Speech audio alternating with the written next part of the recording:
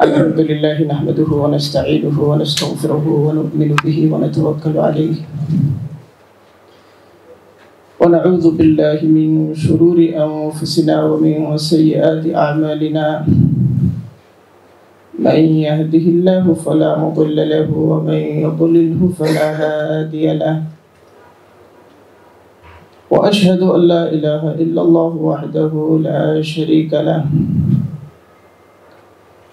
وأشهد أن محمدا عبده ورسوله أما بعد فقد قال الله عز وجل لقد كان لكم في رسول الله أسوة حسنة صدق الله العلي العظيم আমি যে আয়াত কারিমা তিলাওয়াত করেছি সেই আয়াত কারিমা আমরা এমন সব ব্যাখ্যার সাথে পরিচিত যেগুলো আমাদের ব্যক্তিগত এবং সামাজিক পরিসরের মধ্যে সীমাবদ্ধ। উসওয়াতুন হাসানা, উসওয়াতুন হাসানা তথা সর্বোত্তম আদর্শের একটা রাষ্ট্রীয় কাঠামো থাকতে পারে, সেটা আমাদের কাছে অস্পষ্ট। নবী আলাইহিস সালামের জিন্দেগি সারা দুনিয়ার কাছে সবচেয়ে বড় যে হাদিয়া পেশ করেছে সেটা হলো আল-ইয়াওমা আকমালতু লাকুম দীনাকুম ওয়া আতমামতু আলাইকুম নি'মাতি ওয়া রাদিতু লাকুমুল ইসলাম দীনা। আমরা ইসলাম বলতে যা বুঝি সেটা হচ্ছে এই যে তাকমিল হয়েছে, ওই যে স্বয়ং সম্পূর্ণতা, এই স্বয়ং সম্পূর্ণ কাঠামোর নাম হচ্ছে ইসলাম। এই স্বয়ং সম্পূর্ণ কাঠামোর সাথে আমাদের যে বন্ধন, এই বন্ধনের তিনটা স্তর আছে। এক বন্ধন হচ্ছে বিশ্বাসের মাধ্যমে ইতিকাদ, এক বন্ধন হচ্ছে ফিক্রের মাধ্যমে চিন্তা, এক বন্ধন হচ্ছে আমলের মাধ্যমে। আমলি বন্ধন কম থাকতে পারে, বেশি থাকতে পারে। আমলি অনুশীলন কম থাকতে পারে, বেশি থাকতে পারে। ইতিকাদি বন্ধনটা মজবুত থাকতে হবে। ফলে কোথাও যদি কোনো সমাজে ইসলামের বাহ্যিক প্রতিষ্ঠার পূর্ণ কাঠামো অবিদ্যমান থাকে, অর্থনীতিতে, বাজার ব্যবস্থায়, নগর ব্যবস্থায়, প্রশাসনিক ব্যবস্থায় ইসলামের পূর্ণ কাঠামো অনুপস্থিত থাকে, আপনার এখানের মধ্যে এবং এখানের মধ্যে, আপনার ফিকিরের মধ্যে এবং আপনার দিমাগের মধ্যে সেটা অনুপস্থিত থাকতে পারবে না। আপনি যদি বিশ্বাসগতভাবে এই অনুপস্থিতিকে কবুল করে নেন যে না, রাষ্ট্রের সাথে ইসলামের সম্পর্ক নাই, বাজার ব্যবস্থার সাথে ইসলামের সম্পর্ক নাই, ব্যাংকিং সেক্টরের সাথে ইসলামের সম্পর্ক নাই, সম্পর্ক মানে কি ইসলাম দিয়ে তাকে পরিচালনা করা যায় না, আপনি যদি মনে করেন ইসলাম থেকে আপনি ছিটকে পড়বেন। আমাদের সম্পর্ক তিন রকম। আকীদার মাধ্যমে ইসলামের সাথে যে সম্পর্ক, তাকমিলে দ্বীনের পরিপূর্ণ রূপের সাথে, এটা বাধ্যতামূলক, বাধ্যবাধকতা, এর মধ্যে কোনো ধরনের শর্ত নাই, এটা মুতলাকান বিষয়। সবাইকে যে পরিস্থিতি থাকেন, আপনি ফ্রান্সে থাকেন, আমেরিকায় থাকেন, এমনকি ইসরায়েলে বহু সংখ্যক মুসলমান থাকেন, ইসরায়েলে বিপুল সংখ্যক মুসলমান থাকেন, ইসরায়েলেও যদি থাকেন, তাকে বিশ্বাস করতে হবে যে ইসলাম পরিপূর্ণ এবং জীবনের সকল সমস্যার সমাধান ইসলামে নিহিত আছে। আমি বিশ্বাস করি, কিন্তু আমি ঢাকা মহানগরীকে ইসলামের হাত দিয়ে সাজাতে পারছি না। আমি বিশ্বাস করি, কিন্তু বাংলাদেশ ব্যাংকে আমি ইসলামের হাত দিয়ে সাজাতে পারছি না। যখন পারছি না, তখন আমি আসলে কি কাঠগড়ায় দাঁড়াচ্ছি, কোন পর্যায়ে দাঁড়াচ্ছি? অনেকে মনে করেন যখন আপনি পারছেন না, তখন আপনার এই না পারাকে অনেকে আক্ষরিক আক্ষরিকতা দিয়ে মোকাবেলা করতে চান, তারা আক্ষরিকতা দিয়ে এমনভাবে বোঝাতে চান যে বোধহয় আপনি ইসলামের বাইরে আছেন। বিষয়টা এরকম না। এগুলো হচ্ছে মাশরুত বিষয়, শর্ত সাপেক্ষ। একটা বিখ্যাত কিতাব আশরাফ আলী থানভী রাহিমাহুল্লাহ তাআলার আর রাউজাতুন নাযিরা ফিল মাসাইলিল হাজিরা, সেখানে সমসাময়িক আধুনিক জগতে যে সমস্ত ইস্যুস এর মোকাবেলা আমাদের করতে হয় সেগুলো নিয়ে তিনি অন্তর্দৃষ্টিপূর্ণ আলোকপাত করেছেন। সেখানে তিনি বলছেন যে এই যে ইসলাম রাষ্ট্রীয় কাঠামোর মধ্যে প্রতিষ্ঠার যে ব্যাপারটা, কখনো সেটা ফরজে কিফায়া, আবার কখনো সেটা ফরজে আইন, বিশেষত হারামাইন শরীফাইনের মধ্যে, বিশেষত হারামাইন শরীফাইনের মধ্যে। কিন্তু কাদের জন্য ফরজে কিফায়া, কাদের জন্য ফরজে আইন, কোন পরিস্থিতিতে, কখন? দুই শর্তে। আশরাফ আলী থানভী রাহিমাহুল্লাহ তাআলা বলছেন দুই শর্তে। এক নম্বর শর্ত, ইস্তেতাআত থাকতে হবে। আপনার ইস্তেতাআত আছে, আপনি করছেন না। ইস্তেতাআত আছে, আপনি করছেন না, আপনি ফরজে আইন তরক করছেন। ইস্তেতাআত আছে বিশেষ এক মাত্রায়, আপনি করছেন না, হয়তো সেটা ফরজে কিফায়া তরক করছেন। এক নম্বর শর্ত ইস্তেতাআত। ওয়া'ইদ্দু লাহুম মাসতাতা'তুম মিন কুওয়া। ইস্তেতাআত আসবে কিভাবে? ইস্তেতাআত নির্ভরশীল ইরদাদের উপর। ইস্তেতাআত কিসের উপর নির্ভরশীল? ইরদাদের উপর। আপনার ইরদাদ, আপনার প্রস্তুতি। ইস্তেতাআত হলো সক্ষমতা, আর ইরদাদ হলো প্রস্তুতি। ইরদাদের ফলশ্রুতিতে ইস্তেতাআত, ইস্তেতাআতের ফলশ্রুতিতে শর্ত পূরণ আপনি করবেন। শর্ত পূরণের ফলশ্রুতিতে ইস্তেখলাফ আসবে। ধারাবাহিকতা কোরআন দিয়েছে। শর্ত কি? ইস্তেখলাফকে এই কারণে কোরআন মাউউদ বলেছে, ওয়া'দাল্লাহু আল্লাযীনা আমানু মিনকুম ওয়া আমিলুস সালিহাতি লা ইস্তাখলিফান্নাহুম ফিল আরদি। আল্লাহ সুবহানাহু ওয়া তাআলা সাহাবাদেরকে সম্বোধন করে বলছেন, সাহাবাদেরকে, যে আল্লাহ তাআলা ওয়াদা করছেন, আল্লাযীনা আমানু মিনকুম, তোমাদের মধ্য থেকে যারা ঈমান এনেছে তাদের সাথে ওয়াদা করছেন, তাদের ব্যাপারে ওয়াদা করছেন, এবং আমলে সালেহা করছে। দুই শর্ত। একটা হলো ইতিকাদের সাথে সম্পর্কিত, আরেকটা হলো বাহ্যিক আমলের সাথে সম্পর্কিত। এই ঈমানের পূর্ণতা এবং আমলের পূর্ণতার সাপেক্ষে আল্লাহ তাআলা একটা জিনিস দেবেন। কি দেবেন? লা ইস্তাখলিফান্নাহুম ফিল আরদ, ইস্তিখলাফ ফিল আরদ দেবেন, অর্থাৎ জমিনে কর্তৃত্ব প্রদান করবেন।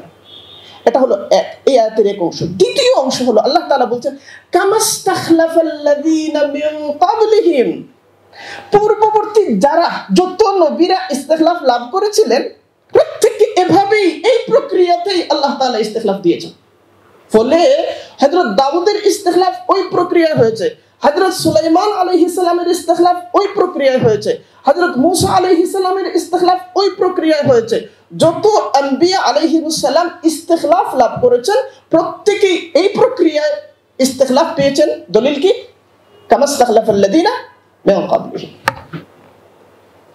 এখান থেকে যে ইখতিলাফ আসে, অনেকে বলেন যে খিলাফা জিনিসটা মাউউদ না মা'মুর, মানে এটার জন্য আমরা আদিষ্ট কিনা, না এটা প্রতিশ্রুত। সালাফের মধ্যে বড় একটা অংশ তারা বলেন এটা নিছক মাউউদ, অর্থাৎ আমরা যখন ঈমান এবং আমলে সালেহায় পূর্ণতা অর্জন করব, আল্লাহ তাআলা আমাদেরকে খেলাফত দান করবেন, এবং সেজন্য আমাদের প্রচেষ্টার জরুরত। এটাকে অনেকেই অবহেলা করেন, উপেক্ষা করেন, গুরুত্ব দিতে চান না। তারা মনে করেন যে আমরা জানি আছি, তা নিয়ে থাকবো, সব কিছু যখন করে ফেলবো আল্লাহ তাআলা এক সময় দিবেন, দিলে না দিলে না। কিন্তু খিলাফা হচ্ছে এমন একটা জিনিস যার সাথে অনেকগুলো ওয়াজিবাত নির্ভরশীল। খেলাফতের উপর অনেকগুলো ওয়াজিবাত নির্ভরশীল। হুদুদ কিসাস কিসের উপর নির্ভরশীল বলেন? খেলাফত ব্যবস্থার সাথে। সাংবিধানিকভাবে ইসলামী ইতিকাদ, ইসলামী আইনের প্রতিষ্ঠা খেলাফার উপর নির্ভরশীল। ইসলামী বিচার ব্যবস্থা খেলাফার উপর নির্ভরশীল। এগুলোর অনুপস্থিতি যে সমাজে বিদ্যমান, এরকম একটা সমাজে যখন আপনি বসবাস করছেন, তখন এই অনুপস্থিতির জন্য আপনি দায়ী নন। তাহলে আপনি কোন হালতের মধ্যে আছেন?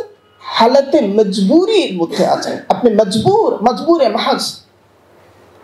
এই মাজবুরে মাহাজ থাকা অবস্থায় আপনি কি করবেন?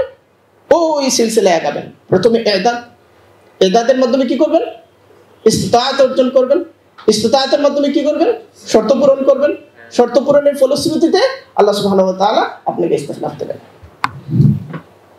এবার বলেন আপনারা এদাদের কোন স্তরে আছেন? আমরা তো মাঠে ময়দানে যাই কম, আপনারা মাঠে ময়দানে, আপনারা বলেন এদাদের কোন স্তরে আছেন? আপনারা বলেন ইস্তিতাআতের কোন স্তরে আছেন? এদাদ নাই, ইস্তিতাআত নাই, শর্ত পূরণ নাই, হঠাৎ একটা বিপ্লব এসেছে, আপনি এক ধাক্কায় খিলাফা কায়েম করে বসবেন। এটা কোথায়? সবার আগে আপনাকে কে বাধা দেবেন জানেন? স্বয়ং আল্লাহ সুবহানাহু ওয়া তাআলা। কারণ আল্লাহ সুবহানাহু ওয়া তাআলার ফিতরতের বাইরে আপনি গেছেন, ফিতরাতুল্লাহিল্লাতী ফাতারান নাস আলাইহা, অর্থাৎ আল্লাহ তাআলা এটা হতে দেবেন না। আল্লাহর সুন্নাহ এটা সমর্থন করে না, সমর্থন করে না। এজন্যই তো আল্লাহ তাআলা এই সিলসিলা দিয়েছেন, এই ধারাবাহিকতা দিয়েছেন। কই কোথায় এদাদ? দেখেন এদাদ, এদাদ মানে অনেকে এদাদ মানে মনে করে কিভাবে একটা গুলি করতে হবে এটা শেখা। এদাদ মানে সমস্ত কিছু, সমস্ত কিছু, যত কিছুর সাথে ইস্তিখলাফ সম্পর্কিত সমস্ত কিছু, সর্বত্র আপনার এদাদ থাকতে হবে। রাষ্ট্র যেমন এটা ফুটবলের মাঠ, সবাই রাষ্ট্র নিয়ে কথা বলছে, এমন ভাবে কথা বলছে যেন এটা রাষ্ট্রকে সে পকেটে নিয়ে হাঁটে। এরকম নয়। রাষ্ট্রের পরিবর্তন, বহু আম্বিয়া আলাইহিস সালাম এমন পুরো জিন্দেগি মেহনত করেছেন, রাষ্ট্র ক্ষমতা পর্যন্ত যাওয়া হয় নাই। এবং এটা ইমানের কামালের জন্য, আমালে সালেহের কামালের জন্য রাষ্ট্র ক্ষমতা পর্যন্ত যেতে হবে, এটা বাধ্যতামূলক নয়। এর প্রমাণ অসংখ্য আম্বিয়া আলাইহিস সালাম রাষ্ট্র ক্ষমতা পর্যন্ত যান নাই। এটা তো সরাসরি ব্যাপার। কিন্তু ইদাদ জারি রাখতে হবে, ইস্তিতাআত অর্জন জারি রাখতে হবে, শর্ত পূরণের সাধনা জারি রাখতে হবে। এখন যে আমরা রাষ্ট্র নিয়ে কথা বলছি, আধুনিক পৃথিবীতে, এই পৃথিবীতে রাষ্ট্র অধ্যয়ন করা, রাষ্ট্রের ব্যাপারগুলোর সাথে ইলমি এবং তাহকিকি যে সম্পর্ক, যে ফুনুনাতের সম্পর্ক, শাস্ত্রসমূহের সম্পর্ক, এগুলোর সম্মিলিত একটা কাঠামোর নামটা হলো রাষ্ট্রবিজ্ঞান। এই রাষ্ট্রবিজ্ঞান ইসলামিক তুরাসের সাপেক্ষে আজ রাষ্ট্র সম্পর্কে যে তথ্য আমাদের সামনে হাজির করে, রাষ্ট্রের যে পরিচয় হাজির করে, সেটা হলো রাষ্ট্র কয়েকটা জিনিসের সমন্বিত কাঠামোর নাম। একটা হলো আল আরদ, আল আরদুল্লাতী বুনিয়াত আলাইহা দাওলা, সেই ভূমি, যে ভূমির উপর কি করা হবে? রাষ্ট্র গঠন করা হবে। ভূমি, প্রথম শর্ত হলো ভূমি, প্রথম জিনিসটা হলো ভূমি। দুই, আন-নাসু আল্লাযী ইয়াঈশুনা, এমন সব মানুষ যারা ওই রাষ্ট্রের মধ্যে বসবাস করবে, ওই রাষ্ট্রের নাগরিক হিসেবে বসবাস করবে। তিন নম্বর, হাইকালুদ দাওলাতি আল্লাযী বানাহু হাউলাইন নাসি ফি হাযিহিল আরদি। হাইকালুদ দাওলাতি, রাষ্ট্রের যে কাঠামো, রাষ্ট্রের যে কাঠামো, যে কাঠামোটা ওই রাষ্ট্রের প্রতিষ্ঠাতা নাগরিকরা তৈরি করেছে ওই জমিতে, ওই ভূমিতে, ওই সুনির্দিষ্ট ভূমিতে, ওই সুনির্দিষ্ট ভূমির অধিবাসীরা যে কাঠামোটা, যে হাইকাল তৈরি করেছে, যে স্থাপত্য তৈরি করেছে, যে কাঠামো তৈরি করেছে। চার নম্বর হলো সিয়াদাতুদ দাওলা অথবা সুলতাতুদ দাওলা। যে রাষ্ট্র আপনি গঠন করলেন, এই রাষ্ট্রের সার্বভৌম পাওয়ার থাকতে হবে, সার্বভৌমত্ব থাকতে হবে। সার্বভৌমত্ব নাই, একটা রাষ্ট্র গঠন করলেন আপনি, এটা কোন এলাকা, এই এলাকার নাম কি জানো? পল্টন। আপনি পল্টন এলাকাকে ঘোষণা দিয়ে দিলেন রাষ্ট্র এবং একটা কাঠামো দাঁড় করিয়ে দিলেন। না, সুলতাতুদ দাওলা থাকতে হবে। সুলতাতুদ দাওলা অনেকগুলো জিনিসের উপর নির্ভরশীল। এখন শুধু শুধু সুলতান থাকলে হবে না, বরং আল ইতিরাফ ওয়াল মাকানাতুদ দাওলিয়াহ ফিল আলাম থাকতে হবে। এটা যে সার্বভৌম ক্ষমতা সম্পন্ন একটা রাষ্ট্র, এর আন্তর্জাতিক স্বীকৃতি থাকতে থাকতে হবে, আন্তর্জাতিক গ্রহণযোগ্যতা থাকতে হবে। তা সে যে একটা বৈধ রাষ্ট্র, এই বৈধ রাষ্ট্রের স্বীকৃতি তাকে আদায় করতে হবে, নিতে হবে। এই যে ব্যাপারগুলো, এই ব্যাপারগুলো শেষ পর্যন্ত আধুনিক রাষ্ট্রবিজ্ঞানের শেষ কথা যে রাষ্ট্রের একেবারে বেসিক প্রিন্সিপালস গুলো এই জিনিসের উপর নির্ভরশীল। আসেন বাংলাদেশ নামক যে রাষ্ট্র, বাংলাদেশ নামক রাষ্ট্র ঠিক দাঁড়িয়ে আছে কিসের উপর? একটা আর্দ্রের উপর, তাই না? একটা আর্দ্রের উপর। এই যে আর্দ্রটা সারা দুনিয়ার মুসলিম রাষ্ট্রগুলো থেকে সম্পূর্ণ আলাদা। একটা মুসলিম রাষ্ট্রের সাথে বাংলাদেশ রাষ্ট্রের বাস্তবতার, বমিজ বাস্তবতার কোনো মিল নেই। এমনকি গাজার সাথেও মিল নেই। গাজার পাশে মিশর আছে, সিনাই উপত্যকা আছে। সেখানে গাজা যে রাষ্ট্রের প্রস্তাব করছে, ফিলিস্তিন যে রাষ্ট্রের প্রস্তাব করছে, সেখানে পশ্চিম তীর এবং গাজার মধ্যে একটা সংযোগের প্রস্তাব আছে। সেটা আমেরিকাও স্বীকার করে নিয়েছে যে সেখানে একটা করিডোর থাকবে, এবং পশ্চিম তীর হয়ে আপনি জর্দানের সাথে যুক্ত হচ্ছেন, এবং সেখানে লেবাননের সাথে সংযুক্তির রাস্তা আছে, এবং পার্শ্ববর্তী মুসলিম রাষ্ট্রগুলো আছে। বাংলাদেশ নামক যে রাষ্ট্র দাঁড়িয়েছে এই ভূমির উপর, আয়তনে সে পৃথিবীর 90তম রাষ্ট্র, আয়তনে, জনসংখ্যার বিচারে পৃথিবীর 8 নম্বর। এটা একদিক থেকে সংকট, এটা অত্যন্ত ক্রিটিক্যাল একটা বিষয়। আয়তনে 90 আর জনসংখ্যার বিচারে 8ম, এবং জনসংখ্যার এই বিপুল উপস্থিতি বাংলাদেশকে গুরুত্বপূর্ণ করে তুলেছে নানা দিক থেকে, আবার অনেকগুলো চ্যালেঞ্জ আমাদের সামনে হাজির করেছে। এই ভূমির পশ্চিমে আছে পশ্চিমবঙ্গ, উত্তরে আছে পশ্চিমবঙ্গ, মেঘালয় এবং আসাম, পূর্বে আছে আসাম, ত্রিপুরা, মিজোরাম, মায়ানমার, দক্ষিণে আছে বঙ্গোপসাগর। এই যে পশ্চিমবঙ্গ, মেঘালয়, আসাম, ত্রিপুরা, মিজোরাম, 5 রাজ্য, এই 5 রাজ্য হচ্ছে ইন্ডিয়ার বিশেষ চরিত্র সম্পন্ন রাষ্ট্র। ইন্ডিয়ার রাজ্য, প্রতিটি রাজ্যের আলাদা আলাদা চরিত্র আছে। উত্তর প্রদেশের চরিত্র একরকম, মধ্যপ্রদেশের চরিত্র একরকম, দাক্ষিণাত্যের চরিত্র একরকম, কর্ণাটকের চরিত্র একরকম। এই রাজ্যগুলোর স্বতন্ত্র চরিত্র আছে। এবং মিয়ানমার যে রাষ্ট্র, বর্তমান পৃথিবীতে সবচেয়ে অস্থিতিশীল এবং সবচেয়ে হিংস্রতার অনুশীলনের জন্য যে সমস্ত রাষ্ট্র বিখ্যাত, তার মধ্যে মিয়ানমার অন্যতম। এবং একমাত্র বঙ্গোপসাগর ছাড়া বিশ্বের সাথে আমাদের সংযোগের আর দ্বিতীয় কোনো রাস্তা নেই। আপনি বঙ্গোপসাগরকে স্টাডি করেন, বঙ্গোপসাগরের পরে কে? ভারত মহাসাগর, ভারত মহাসাগর। এবং এখানে একটা লড়াইয়ের মধ্যে আমরা আছি, সেটা হলো চীন এবং ইন্ডিয়ার আধিপত্য বিস্তারের লড়াই, এবং এই লড়াইয়ের মধ্যে কেন্দ্রীয় অবস্থানে আছে বিশ্বের প্রধান পরাশক্তি আমেরিকাও। ফলে এই ভূমিতে আমার এদাদের ধরনটা কেমন হবে, আমার এদাদের ধরনটা কেমন হবে, কিভাবে আমি সাস্টেনেবল প্রক্রিয়ায় আগাবো। আর এগুলো নিয়ে বললে বলে হ্যাঁ উনি তো খেলাফত বিরোধী, উনি খেলাফত চান না। আরে ভাই, আমি তো বলছি যে আপনি সাঁতার শিখেন নাই, সাগরে জাল দিয়েন না, সাঁতারটা আগে শিখেন। আপনারা বলছেন হ্যাঁ খেলাফত চায় না, খেলাফত বিরোধী একজন পাওয়া গেছে, ধরো তাকে। আপনি তো রাষ্ট্র সম্পর্কে ধারণা অর্জন করেন নাই, আপনি বাস্তবতা সম্পর্কেও ধারণা অর্জন করেন নাই। আপনি বলছেন শরিয়া, শরিয়া বলতে কি বোঝেন? কোরআন, হাদিস, ইজমা, কিয়াস, এগুলোই। ইস্তেহসান থেকে কত শত শত মাসাইল ইস্তেমবাত হয়েছে বলেন? মাসালিহ মুরসালা থেকে কত শত শত মাসাইল ইস্তেমবাত হয়েছে বলেন? ইস্তিসহাবুল হাল থেকে কত শত শত মাসাইল ইস্তেমবাত হয়েছে বলেন? উরফ থেকে কত শত শত মাসাইল ইস্তেমবাত হয়েছে বলেন? এগুলো কি?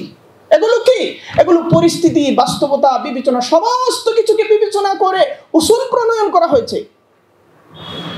এগুলো বাদ দিতে পারবে? কেউ বাদ দিতে পারবে? এগুলো বাদ দিলে তো ফিকহের বিরুদ্ধে বিদ্রোহ করবে, শরিয়ার বিরুদ্ধে বিদ্রোহ করবে। আমাদের সমস্যাটা হলো, আপনি দেখবেন যে বাংলাদেশে যতগুলো ইসলামিক ঘরানা আছে, ইসলামী রাজনৈতিক সিয়াসি যে ধারাগুলো আছে, আমি সবগুলোতে যাই। চরমোনাই বলেন, খেলাফা বলেন, ওই অংশ বলেন, ওই অংশ বলেন, জমিয়ত বলেন, প্রত্যেকে একেবারে আমি বলে দিয়েছি যে আপনাদের কেন্দ্রীয় আয়োজনগুলোতে যাবো, যেখানে কেবল কেন্দ্রীয় নেতৃবৃন্দ থাকবেন। তাদের পলিসি নিয়ে, তাদের স্ট্র্যাটেজি নিয়ে, তাদের কর্মকৌশল নিয়ে আমি বিস্তর ভিন্নমত করি এবং সেখানে অনেক কিছু আমি সমালোচনা করি। এবং আমি বলে দিই যে আপনি আমাকে আরেকবার ডাকবেন, এটা আমি চাই না। আপনার কাছে প্রিয় হবার কোনো অভিপ্রায় আমার নাই, কিন্তু তারা বারবার বারবার নিতে চান, শুনতে চান।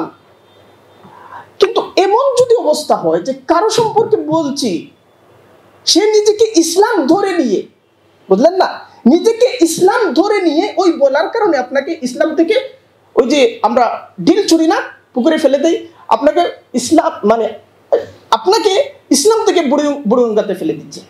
যে যেহেতু আমি ইসলাম আর আমার কোনো কিছু নিয়ে আপনি বলছেন, তাহলে আপনার জায়গা বুড়িগঙ্গায়।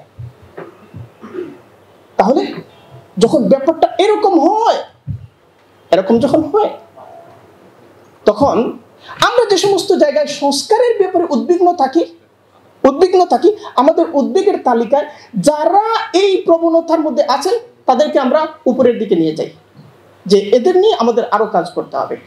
আপনার এগুলোর ফলে যে আপনার প্রতি আমাদের বিদ্বেষ তৈরি হয়, না, এটা হতে পারে না। দরদ তৈরি হয় এবং দায়িত্ব বাড়ে, দরদ তৈরি হয় এবং দায়িত্ব বাড়ে, যে আমাদের এই ভাইরা খেলাফত চান, ইসলামের গিলবাই চান, ইসলামকে গালিব করতে চান, কিন্তু তাদের বুঝের মধ্যে মনে হচ্ছে কোথাও না কোথাও অনেক বড় ধরনের সমস্যা আছে।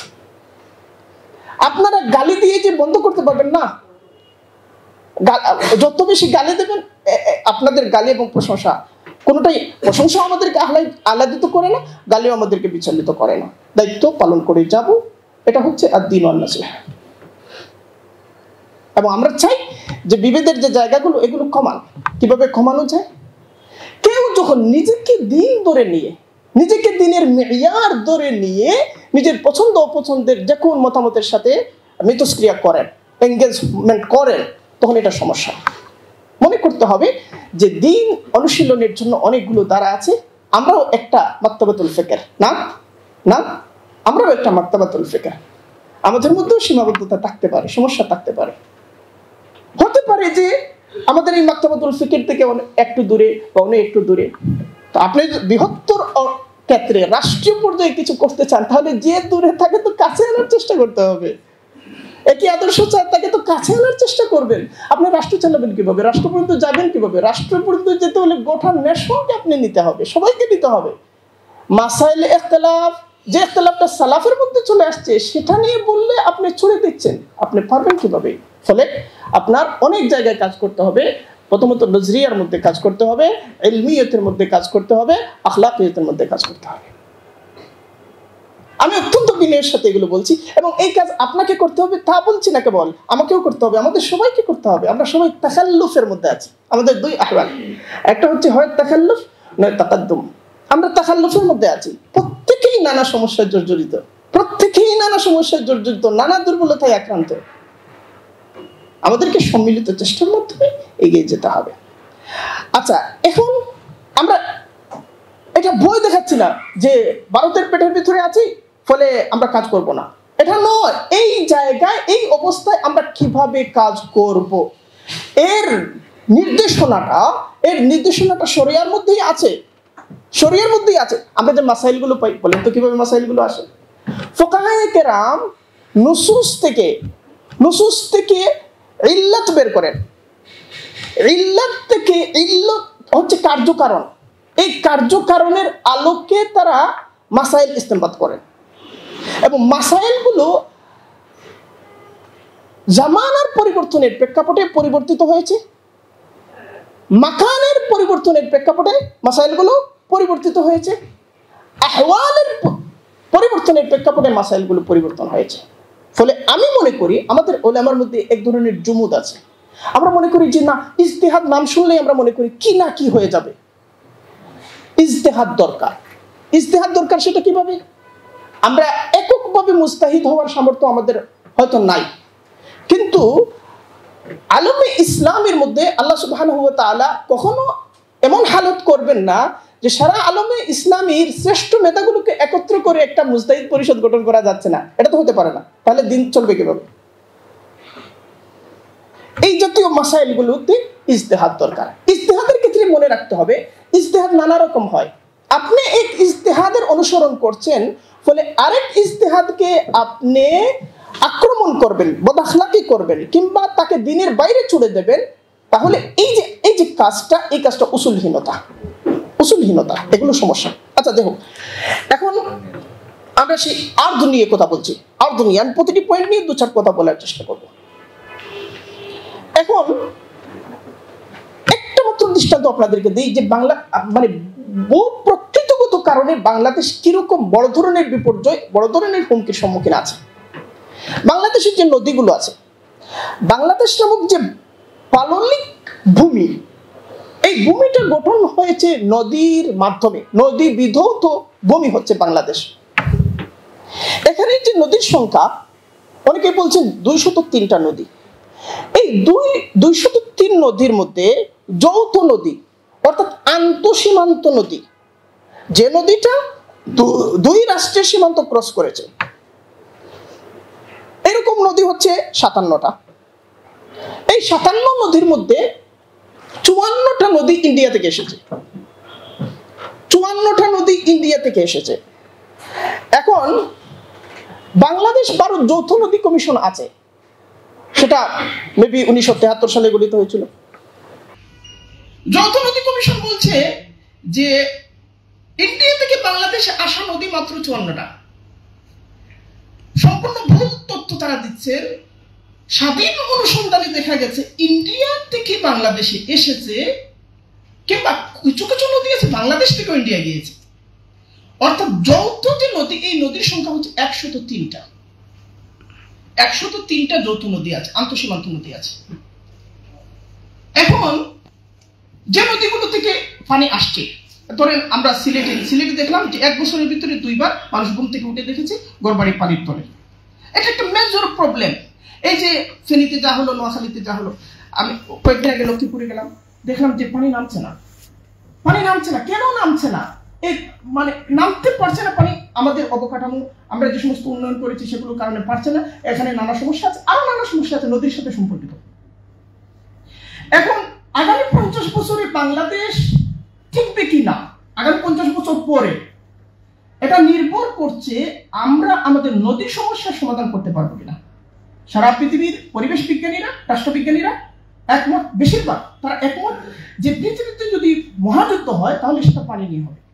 পৃথিবীর সবচেয়ে বড় সমস্যা, প্রধান সমস্যা পানি। এখন প্রকৃতি আপনাকে এমন একটা জায়গায় রেখে দিয়েছে, আপনি মাটিতে এবং ইন্ডিয়া উজানে। এখন চিন্তা করেন, ত্রিপুরা থেকে নদীটা ছেড়ে দিয়েছে, সিলেট থেকে ছাড়ে নাই, সিলেটের দিক থেকে ছাড়ে নাই।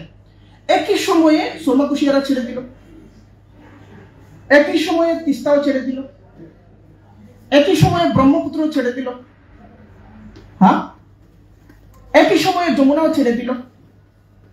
তখন কি হবে?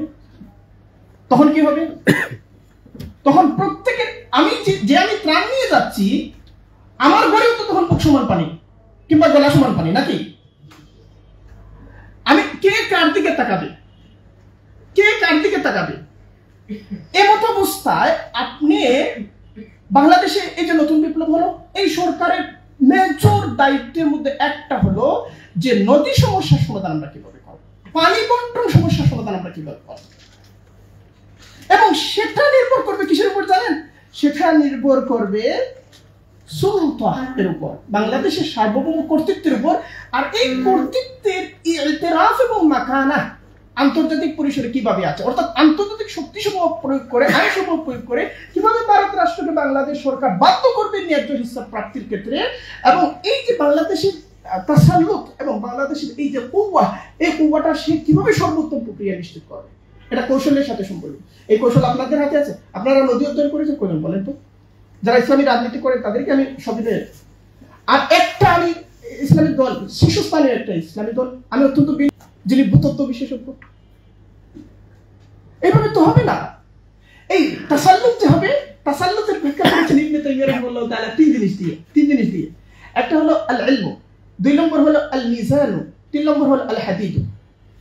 প্রথম হচ্ছে ইলম থাকতে হবে, দ্বিতীয়ত আপনাদের মধ্যে জাস্টিস থাকতে হবে, পারস্পরিকতার মধ্যে জাস্টিস থাকতে হবে, ছোট্ট সংগঠনের ভেতরেও জাস্টিস থাকতে হবে, ইলম থাকতে হবে। ইলমের মধ্যে যদি আপনি অন্যদের তুলনায় আগাইয়া না যান, ক্ষমতায় আপনি অন্যদের তুলনায় আগাইতে পারবেন না, এটা অসম্ভব। কই পারবেন? ইলম চর্চা করবেন। এটা তো মসজিদের ইমামতির ইলম আছে, মসজিদের ইমামতি আপনার জন্য বরাদ্দ। মাদ্রাসায় পড়ানোর ইলম আছে, ওটা আপনার জন্য বরাদ্দ। আপনি যে ইমামতি করতে চান ওই ইমামতির ইলমটা কই ভাই? এখন ইমাম ইবনে তাইমিয়া রাহিমাহুল্লাহ তাআলা তিন শর্ত বলছেন, এই তিন জিনিস তো থাকতেই হবে। আমাদের পারস্পরিকতার মধ্যে ইতিদালের একটু অভাব, আল্লাহ তাআলা মাফ করুন। যে অনেকেই এমন অবস্থা যে আমরা আওয়ামী লীগকে মেনে নেব কিন্তু অমুককে নয়, কারণ অমুকের সাথে আমার মাসলাকের অনেক সমস্যা আছে। এগুলো থেকে তো আমাদের বেরিয়ে আসতে হবে। বেরিয়ে আসার জন্য যে এই উসুলগুলো প্রণয়ন করেছেন আমাদের সালাফে সালেহীন, উসুল প্রণয়ন করেছেন, সেদিকে আমাদেরকে মনোযোগী হতে হবে এবং সেগুলোকে বাস্তবে প্রতিষ্ঠা করতে হবে প্রথমে নিজের মধ্যে। আমি বলতে চাচ্ছি আমাদের সালাফ অক্ষের জন্য যে উসুলটা প্রণয়ন করেছেন, এটা বাংলাদেশ ইসলামী দলগুলো, জামাতগুলো নিজেদের মধ্যে প্রতিষ্ঠা করো, এটা খেলাফত খেলাফত প্রতিষ্ঠার কাজ শুরু করে দেন। প্রথম ধাপটা শুরু করেন যে অক্ষের জন্য যে সমস্ত উসুল আছে, উসুলগুলো নিজেদের মধ্যে প্রতিষ্ঠা করেন, সেটা ইতিদালের পরিবেশ। প্রথম ধাপ শুরু করেন। আচ্ছা, এবার আসেন জনগণ। আন্নাসুল্লাযী ইয়াঈশুনা, এমন সব মানুষ যারা ওই ভূমির স্থায়ী বাসিন্দা, যারা এখানে বসবাস করে। 2023 সালে সর্বশেষ যে আদমশুমারি হয়েছে, এই আদমশুমারির হিসাবে বাংলাদেশের জনগণ হচ্ছে 16,98,28,911 জন। এটা হচ্ছে 2023 সালে সর্বশেষ আদমশুমারির হিসাব। এর মধ্যে মুসলিমদের সংখ্যা হচ্ছে 15,45,00,000, অর্থাৎ 91.4% হচ্ছে মুসলমান। হিন্দুদের সংখ্যা হচ্ছে, পরিমাণটা হচ্ছে 7.95%। খ্রিস্টানদের সংখ্যাটা হচ্ছে 0.30%। আমরা কিছুদিন পরেই কান্নাকাটি শুরু করি যে খ্রিস্টান রাজ্য হয়ে যাবে, ব্যাপারটা এরকম 0.30%। খ্রিস্টানদের সবচেয়ে বেশি পপুলেশন চিটাগাং, সেখানে 0.10%, মানে 1%, 0. না সরি, তাদের পপুলেশনটা চিটাগাং যেটা, সেটা 0 না, সেটা 1%। আর সবচেয়ে বেশি হচ্ছে বান্দরবানটা নিয়ে আমাদের উদ্বেগ আছে। বাস্তব কারণে সেখানে তাদের যে সংখ্যাটা সরকার দিচ্ছে এবং বান্দরবান জেলা কর্তৃপক্ষের ওয়েবসাইটে যা পাচ্ছি, এখানে অনেক সুবিরোধিতা আছে এবং সেখানে তাদের যে হারে গির্জা বেড়েছে, যে সমস্ত কিছু মিলিয়ে মনে হয় যে তারা মুসলিম পপুলেশনকে অনেকটা অতিক্রম করে ফেলে কিনা। বান্দরবানটা হচ্ছে সবচেয়ে আশঙ্কার জায়গা। এবং এগুলো মিজোরামের সাথে সম্পর্কিত। মিজোরাম খ্রিস্টান প্রধান একটা এরিয়া, আবার ত্রিপুরার সাথে সম্পর্কিত। ত্রিপুরার মধ্যে খ্রিস্টানদের সংখ্যাটা অনেক বাড়ছে, ফলে আশঙ্কাটা একেবারে অমূলক না, উড়িয়ে দেওয়ার মতো না, কিন্তু খুব বড় অর্থে যে সেটা হুমকি সেটা না। এখানকার সবচেয়ে প্রধান হুমকিটা হচ্ছে হিন্দুত্ববাদ। হিন্দুত্ববাদ মানে আমাদের হিন্দু প্রতিবেশী ভাই বোনেরা নন। হিন্দুত্ববাদ হচ্ছে আরেকটা মিশন, আরেকটা আগ্রাসন। এবং আমাদের এই যে আসাদ পারভেজ একটা বই লিখেছেন হিন্দুত্ববাদ নিয়ে। তো আসাদ পারভেজ বলছেন যে তাকে হুমকি দেওয়া হচ্ছে, কি সব গালি যে তোকে আমরা শেষ করে ফেলবো। কেন? একটা বই লিখছেন। এবং আসাদ পারভেজ চিন্তিত ছিলেন যে তিনি কি করবেন, দেশ থেকে চলে যাবেন কিনা দেশে থাকবেন। আমরা বললাম যে আপাতত আপনি কম লিখেন। এই তো বিগত রেজিমের সময় ঘটনাগুলো ঘটেছে। হিন্দু এক জিনিস, হিন্দুত্ববাদ আরেক জিনিস। হিন্দুত্ববাদ এখানে মেজর একটা প্রবলেম, হিন্দুত্ববাদ এরকম একটা প্রবলেম, জানবাদ যেরকম প্রবলেম। এখানকার মেজর প্রবলেমটা হচ্ছে হিন্দুত্ববাদ। এর সাথে হিন্দু ভাইদেরকেও লড়তে হবে, হিন্দু ভাইদেরকেও লড়তে হবে, তাদেরকেও লড়তে হবে। আচ্ছা, এখন এই যে পপুলেশন, এর মধ্যে 8,17,12,000 পুরুষ, 8,33,47,000 নারী। মানে নারীদের সংখ্যা একটু বেশি। তো আপনারা অনেকেই এটা করবেন সেটা করবেন, মাসনা সুলাসা বা নারীদের সংখ্যা বেশি আছে পুরুষদের তুলনায়, কয়েক লক্ষ বেশি, বেশ কয়েক লক্ষ বেশি। এখন সবচেয়ে বেশি উপেক্ষিত পরিবার। ইসলাম যে সভ্যতার কথা বলে, এটা পরিবার থেকে শুরু হয়। সভ্যতাটা প্রথমে ফর্দ থেকে শুরু হয়। ফর্দ হচ্ছে একজন ব্যক্তি, ফর্দে ওয়াহেদ, একজন ব্যক্তি। তারপরে কি? তারপরে শুরু হয়েছে মুজতামা। প্রথমে হচ্ছে ফর্দে ওয়াহেদ। ফর্দে ওয়াহেদ নিজের সমস্যার সমাধান করতে পারে না। যেমন ফর্দে ওয়াহেদ, আপনি ভাত খাবেন, একা আপনি ভাত খাবেন, আপনাকে ধান চাষ করতে হবে, সেটাকে চাল বানাতে হবে, সেটাকে ভাতে রূপান্তরিত করতে হবে, তারপরে সেটা মুখে নিতে হবে। একটা ভাতের দানা মুখে নিতে হলে একজন ফর্দে ওয়াহেদের 1 বছর লাগবে। বুঝলেন এই বিষয়টা? ব্যক্তি হিসাবে। ফলে মানুষ কি করে? প্রত্যেক ক্ষেত্রেই জীবন চালানোর জন্য ইজতিমা, মুজতামা তৈরি করে। প্রথমে মানুষ যে মুজতামা তৈরি করে সেটার নাম হলো পরিবার। প্রথমে মানুষ যে মুজতামা তৈরি করে, মুজতামা তৈরি হয় কিভাবে? তাআউনের ভিত্তিতে, পারস্পরিক সহযোগিতার ভিত্তিতে। সহযোগিতার জন্যই মুজতামা তৈরি করা হয়। ফর্দে ওয়াহিদ কি তৈরি করে? মুজতামা। ফর্দে ওয়াহিদ কি তৈরি করে? মুজতামা। কেন তৈরি করে? তাআউনের জন্য। তাআউনটা কিসের উপর নির্ভরশীল? উলফতের উপর নির্ভরশীল। উলফতের উপর নির্ভরশীল, পারস্পরিক মহব্বতের উপর নির্ভরশীল। উলফতটা কিসের উপর নির্ভরশীল? রাহমতের উপর নির্ভরশীল। রাহমতটা কি? জগৎ ব্যবস্থার মূল সংবিধান। কিভাবে আমরা বুঝলাম? নবী আলাইহিস সালাম আমাদেরকে জানাচ্ছেন, ইন্না রাহমাতি সাবাকাত গাযাবি ফাহুয়া মাকতুবুন ইনদা ফাওকিল আরশি ক্বাবলা আন ইয়াখলুকাল খালকা। আল্লাহ তাআলা সমস্ত কিছু সৃষ্টির আগে আরশের উপরে লিখে রেখেছেন সমস্ত জগৎ ব্যবস্থার মূলনীতি কি? সেটা হলো ইন্না রাহমাতি সাবাকাত গাযাবি, রহমতের প্রাবল্য থাকবে। আচ্ছা, তো মানুষ প্রথম যে মুজতামা তৈরি করলো, আক্রমণ প্রতিষ্ঠান তৈরি করলো, পরিবার। পৃথিবীর সমস্ত রাষ্ট্রবিজ্ঞানী একমত, পরিবার হচ্ছে একটা রাজনৈতিক প্রতিষ্ঠান।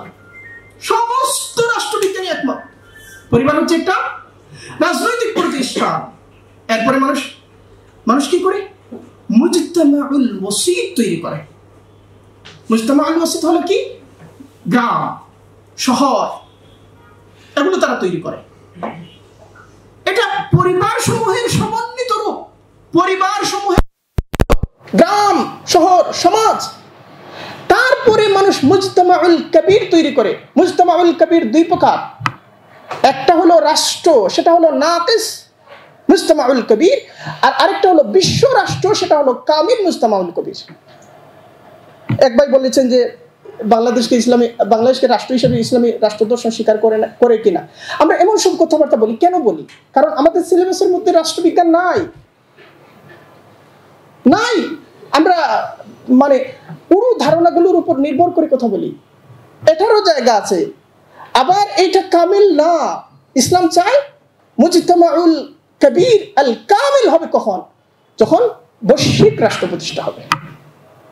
এই যে গ্লোবাল ভিলেজের কথা বলা হয়, এই যে গ্লোবালাইজেশনের আওয়াজ হচ্ছে, এগুলো সব আমাদের সালাফে সালেহিন লিখে গেছেন। আচ্ছা, তাহলে এখন সালাফে সালেহিন কি বলছেন? এই যে আপনি রাষ্ট্র পর্যন্ত আসতে চান, প্রথম রাজনৈতিক প্রতিষ্ঠান কোনটা? পরিবার।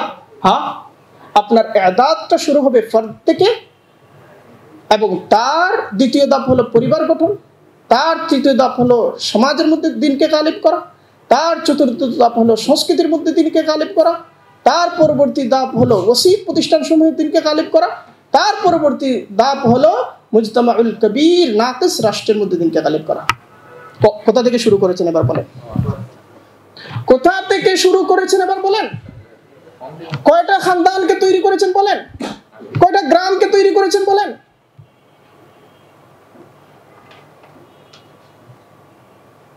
কাজ যেটা আপনারা বলবেন যে কাজ করছি, পাকিস্তান আমল থেকেই কাজ করছি, আমি বলতে চাই যে যেভাবে কাজ করা দরকার সেটা তো আমরা শুরুই করলাম না। অনেকেই বলে ইসলামী রাজনৈতিক দলগুলো এত বছর ধরে কি দিচ্ছে, আমি তো দেখি না। আমরা যে কাজ শুরু করি নাই সেটার জন্য আমরা কি দেব? আগে তো শুরু করতে হবে। আমরা ছোট ছোট দল, এগুলো এক একটা, আপনার দয়া করে মাফ করবেন, এগুলো এক একটা সমিতি, কোনোটা একটু হুজুর সমিতি, আর কোনোটা হুজুরের সাথে সাথে আরো কিছু মিলিয়ে এক একটা সমিতি। এই সমিতিগুলোর কিছু শাখা প্রশাখা থাকে আর কি, মাঝে মধ্যে মিছিল মিটিং হয়। এগুলো রাজনৈতিকতা না, এগুলো সিয়াসা না। ওই দিন এই মঞ্চে দাঁড়িয়ে আমি সিয়াসা নিয়ে আলোচনা করেছি প্রায় 2 ঘন্টা। আপনার মেহরবানি করে আলোচনাটা শুনবেন, এবং 2 ঘন্টার আলোচনার বিষয় না, এটা ঘন্টার পর দিনের পর দিন আলোচনার বিষয়। আমাদের নজরিয়া আগে সাফ করতে হবে। আমাদের সালাফে সালেহিন একটা দুইটা না, শত শত হাজার হাজার কিতাব লিখেছেন এই বিষয়ে।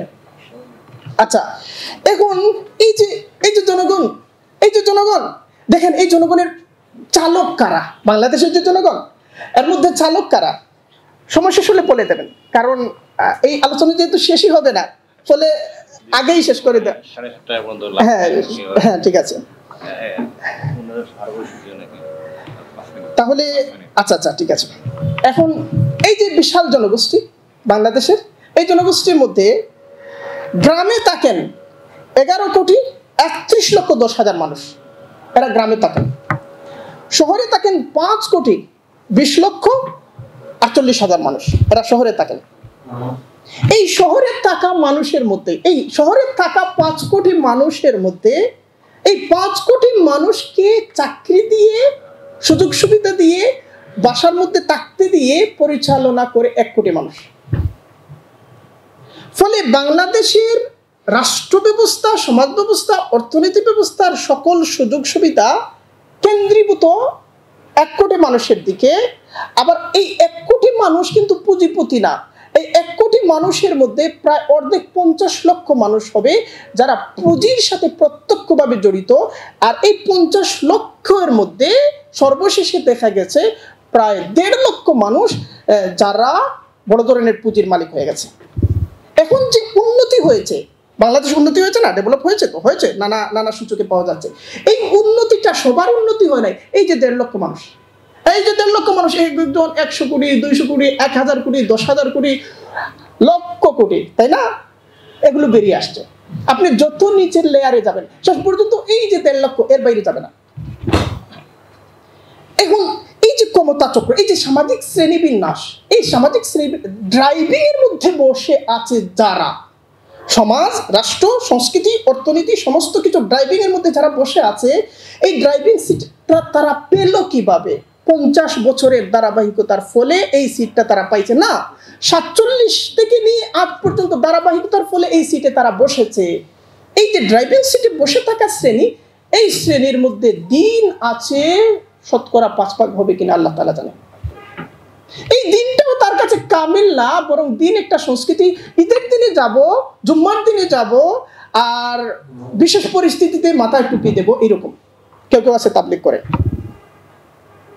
এদেরকে বাদ দিয়ে এই যে বুর্জুয়া শ্রেণী, এই যে রাষ্ট্রের উপর চেপে বসা শ্রেণী, যারা প্রায় 70 বছরের ধারাবাহিকতার ফলে এখানে এসেছে, একদিনে আপনি উল্টাবেন? একদিনে কিভাবে উল্টাবেন? এখন আপনি যে উল্টাতে চান, আপনি কে?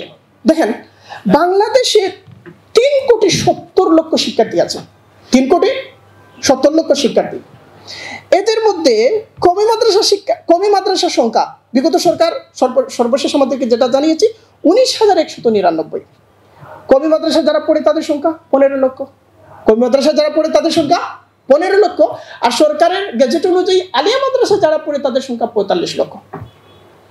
3,70,00,000 শিক্ষার্থী, সমস্ত কিছু মিলাইয়া। কওমি মাদ্রাসায় পড়নেওয়ালা 15 লক্ষ। আপনারা কওমি মাদ্রাসা দিয়ে ইসলাম কাম করে ফেলবেন? কিভাবে করবেন? এই কওমি মাদ্রাসার ভিতরে কতগুলো আলাদা আলাদা দ্বারা উপদ্বারা। আচ্ছা, এই যে কওমি মাদ্রাসা, আপনি রাষ্ট্র পরিবর্তন করতে চান, তো আমি শেষ করি। রাষ্ট্রের যে প্রতিষ্ঠানগুলো, আমরা যে হাইকালুদ দাওলা বলছি, রাষ্ট্রের প্রতিষ্ঠানগুলো কি? একটা হচ্ছে আইন বিভাগ, একটা হচ্ছে শাসন বিভাগ, একটা হচ্ছে বিচার বিভাগ, প্রধান যে বুনিয়াদ, রাষ্ট্রের বুনিয়াদ হচ্ছে প্রধান বুনিয়াদ, তারপরে হচ্ছে মিডিয়া, তারপরে সিভিল সোসাইটি, আরো নানা আছে। আইন বিভাগের প্রতীক হচ্ছে জাতীয় সংসদ। সেখানে 350 জন সদস্য থাকেন, 300 জন নির্বাচিত আর 50 জন সংরক্ষিত। এদের মধ্যে বিদ্যমান সিস্টেমের মধ্যে যাওয়ার জন্য যে প্রক্রিয়া, এই প্রক্রিয়ায় আপনি কতটুকু অগ্রসর। আইন বিভাগে না গেলে আপনি রাষ্ট্রের পরিবর্তনের ভূমিকা রাখতে পারবেন না। দ্বিতীয় হলো শাসন বিভাগ, নির্বাহী বিভাগের মধ্যে যেমন সচিবালয় আছে, মন্ত্রী পরিষদ আছে, অ্যাটর্নি জেনারেল প্রশাসন, স্থানীয় প্রশাসন ইত্যাদি সমস্ত কিছু।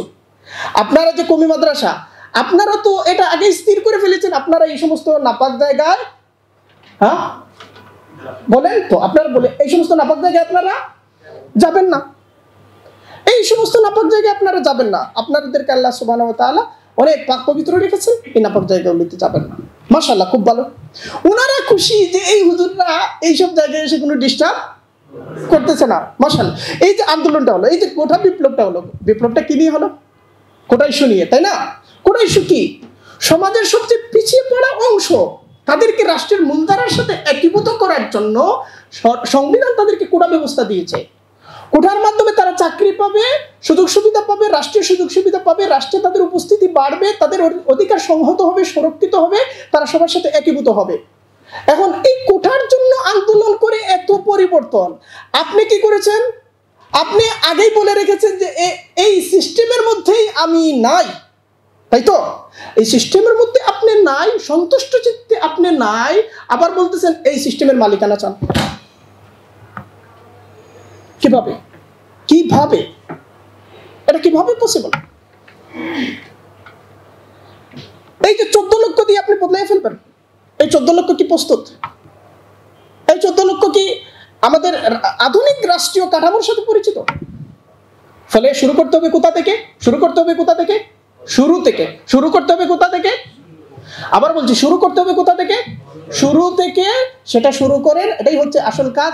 এছাড়া আরো যারা এই যে ডাল গাছটা তার কাণ্ডের নাম, ডালপালা অনেক পরে। আল্লাহ সুবহানাহু ওয়া তাআলা আমাদেরকে প্রথমে সমজদারি দান করুন, তারপরে সঠিক পন্থা সঠিক কাজ করার তৌফিক দান করুন। ওয়া আখিরু দাওয়ানা আলহামদুলিল্লাহ।